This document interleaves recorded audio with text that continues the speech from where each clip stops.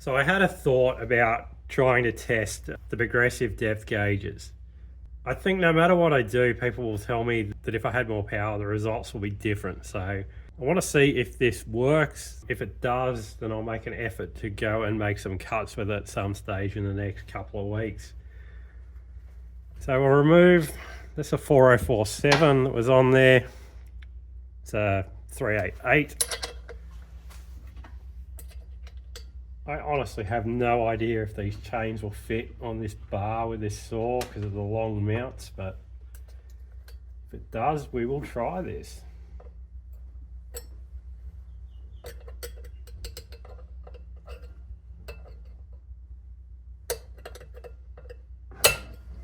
I'm going to need to run that tensioner all the way back.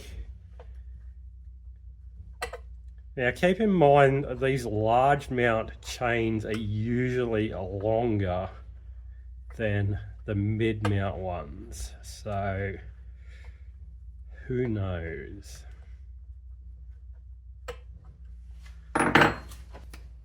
For anyone who hasn't seen it, the bar on the bottom is a still mid mount, a 3003, which is the bar used on a 260, 261 to a 660. The bar on the top is the large mounts. The only current saw that still uses them is the 881. This is an earlier one off an 08S in the earlier style mount. So it's got the oil holes drilled the complete way through. That's because a lot of the older saws oiled from the outside upper. So they're a bit different.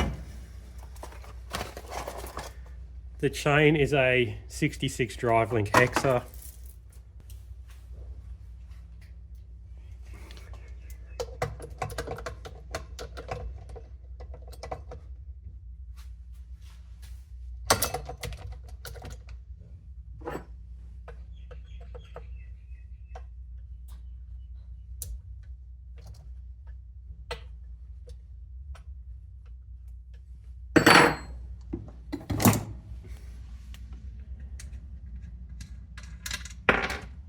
While we're doing this,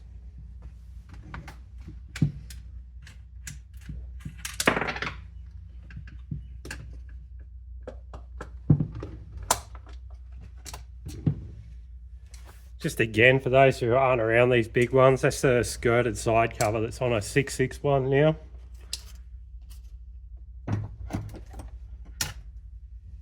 And in comparison, that is the side cover on an 880. Big difference. So that's what that looks like on there.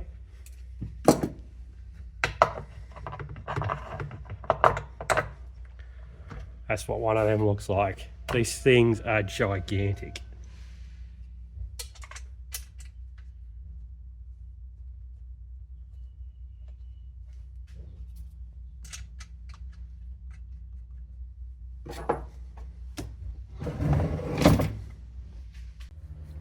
Alright, so this idea has potential. Those 66 drive link loops fit on that.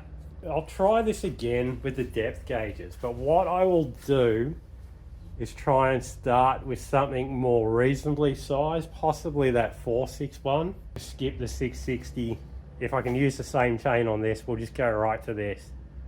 It should settle the argument of not having enough power. And if anyone's wondering, yeah, they actually do balance out all right. Like, they don't become really heavy or anything like that.